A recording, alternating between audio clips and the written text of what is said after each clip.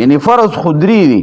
خو بیا دا بعضې خبرې داسې دي چې دغه ځای ته اوبه رسول دا لازم دي هغې ته د بنده خیال نه وي فرض پکې درې دي په غسل کې اول نمبر خوله کنګالول خوله وینځل خوله کې اوبه اچول نه خوله کنګالول چې خولې ته اوبه ورسي که یو بنده باندې غسل اورېدلی وي او د خوله کنګاله نه کړه صرف اوبې وڅکلې نو ګورو به فتاوه تاطارخانیه هغې صاحب لیکلی دي چې ګورو به چې ده دا اوبه تېرولې نو د خولې ته ټولې خولې ته رسولي که نه ډارې کې تېرې کړي چې کله داسې اوبه بنده خوله ډکه کړي نو ټوله خوله لمده شي او کله بنده لږ شان ګوټو کړي نو هغه ډارې تېرې شي دا ژبه او دا تالو پیلون شي خو ټوله خوله لمده نه شي دننه نو بیا دا فرض نه دی ادا شوی او که نه داسې خوله ډکه کړه یا یې اوبه خوله کې تو کړې او تېرې کړې نو بس دغه د خولې کنګالول دا وشو اول نمبر خوله کنګالول خوله کې اوبه رسول هر طرف ته او دویم نمبر پوزه کې اوبه اچول د پوزې دا نرمه خیشوم چې دی دا نرمه حصه دا هډوکې پورې دې ځای پورې اوبه رسول دا فرض دي چې د پوزې دا کم نرم ځای دی نو دې کې بنده اوبه واچي او دا ځای لون کړي او دریم نمبر ټول بدن لمدول نو دا درې فرض دي خو دې کې بیا بعضې ځایونه داسې دي لکه یو بنده ناسنته دی نو د سنت ځای چې دی هغه لمدول وسرتن نامه د چا نامه ډېره جوره وي نو دې نامې ته اوبه نه وررسي دې کې به ګوته وایي چې دې کې دننه اوبه ورشي اسیم په غسل کې د نوم کې داسې ګوته وال دا لازم دي ځکه دا د بدن بار حصه ده نو دې ته اوبه رسول دا لازم دي غسل کې به په دې نوم کې ګوته وی چې دې کې دننه اوبه ورشي او د دې دا سرمن دا لمده شي بلکې چا پوزه سورې کړې وي یا یې غوږ سورې کړی دی او هغه سورې بند نه دی یا بدن کې بل ځای سورې کړی دی او هغه سورې بند نه دی یو خدای چې سورې بند شي یا هغه سورې بند نه دی او یا پکې والی اچولې ده یا یې پکې بل شي اچولې دی او بیا غسل کوي نو دغه سوري کې به اوبه اچول دا لازم وي دا والی دا به تاوی دا نتکې دا به تاوی کله د سړو ګوتمه اچولې وي نو دا ګوتمې ډېره تنګه وي که کوله وي نو هم د دې تاول او ړکول دا سنت دي خو که دا تنګه وي چې د دې نه لاندې اوبه نه رسي نو په ده لازم دي په اودس کې به هم دا ګوتمه تاوی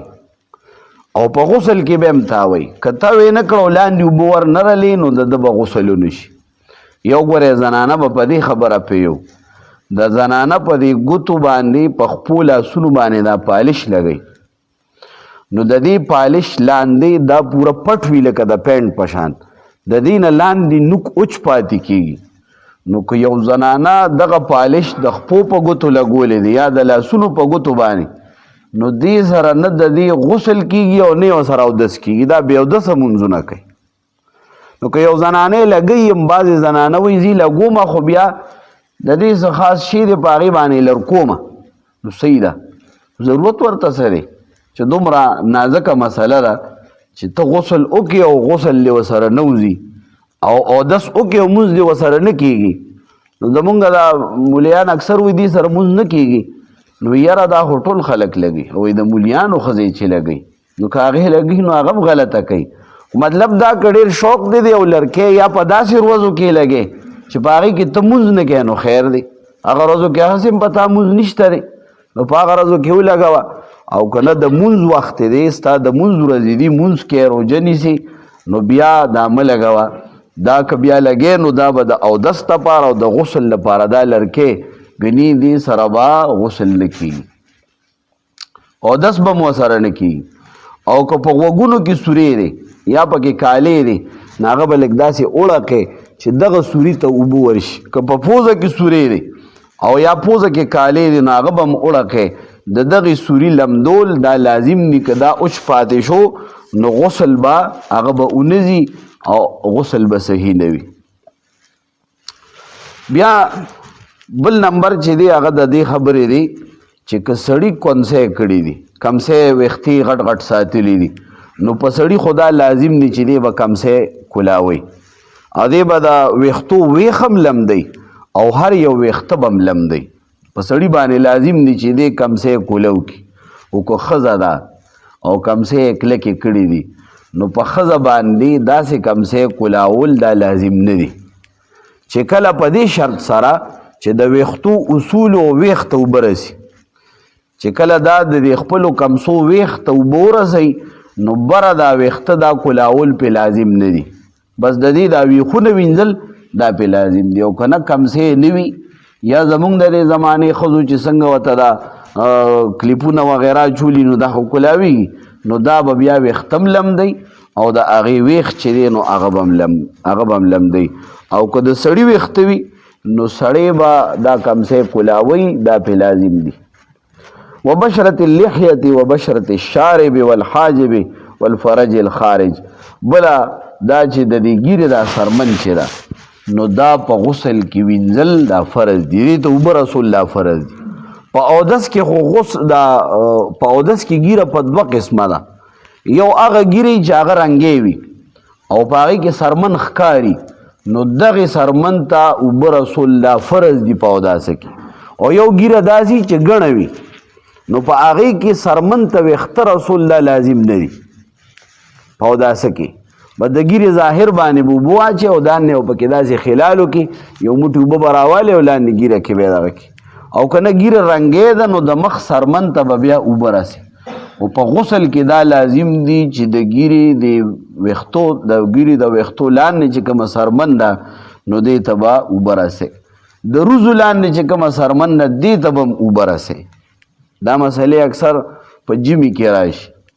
په غسل کې خدا سنت دی چې په ټول بدن باندې به لاس راکاږي او که داسې وي لکه نن سبا دا ورځې چې سرمن سپوری چې لاس دې پې نی راښکلې نو سرمن نه لمدېږي نو بیا لازم دی ګورئ بیا به لاس راکاږي یو ځل په بدن باندې دا خو صابون چې وي نو صابون بیا ښه کار کوي اوبار ځای ته ورسېږي که صابون نه استعمالی نو بیا به یو ځل لاس په بدن باندې تیری چې سرمن ته اوبه ورسېږي او سرمن لمده شي او د بدن هر ویښته لون شي په غسل کې نو دا لازم دی او د روزو دا ویښته چې دي نو دا د ویښتو لاندې سرمن چې ده د دې لمدول دا هم لازم دي اوس په غسل کې بعضې سنت څیزونه دي اولنی سنت پکې دا ده چې بنده نیت وکړي د غسل نیت وکړي لکه په خوله باندې نیت نه چې نیت کوم او د غسل لپاره بس نیت د زړه حاضر په زړه کې خبره حاضره شي چې یاره زه د غسل کومه او د دې پاکۍ حاصلولو دپاره دویم نمبر بسم الله ووایي او بیا تر د سنګله پورې دواړه لاسونه ووینځي دا د غسل آغاز دی دواړه لاسونه روزغینو پورې سنګلو پورې ووینځي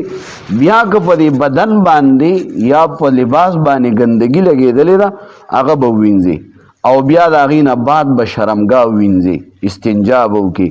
د هغې نه پس به بیا اودس وکړي لکه څنګه چې اودس بنده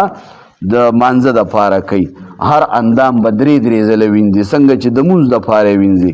د هغې نه سر به مسح هم کړي دا نه چې اوس باسې سر وینځمه نو مسح نه کوم نه مسح به هم پکې وکړي برابر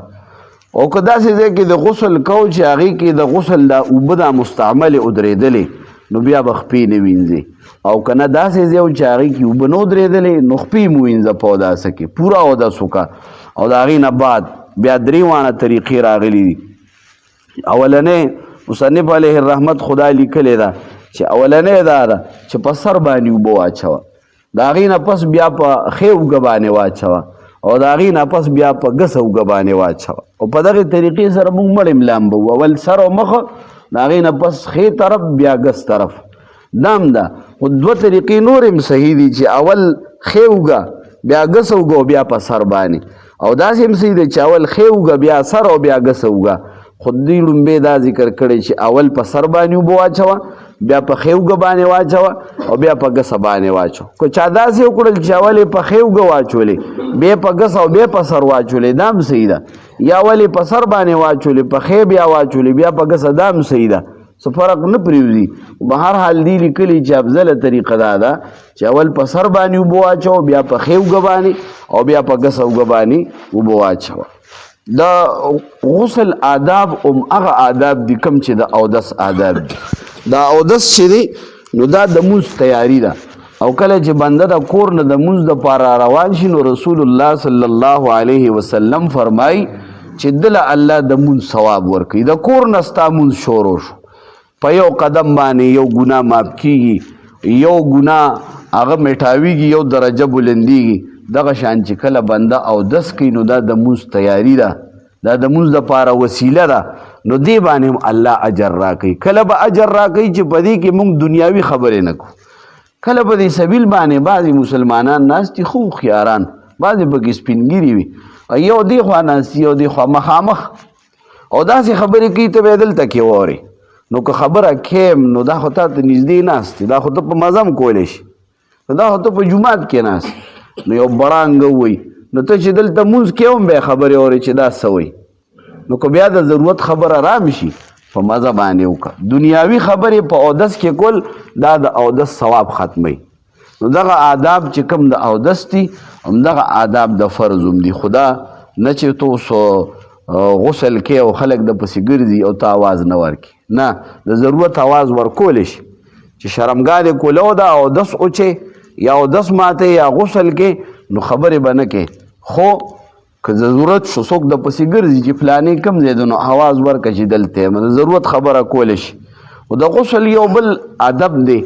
چې غسل عموما خلک داسې کوي چې د خپل ټول لباس لرې کړی وي او شرمګاه یې ښکاره وي. نو په غسل کې به دا کوشش کوي چې قبلې ته دې مخ نه وي، دا مکروه دي.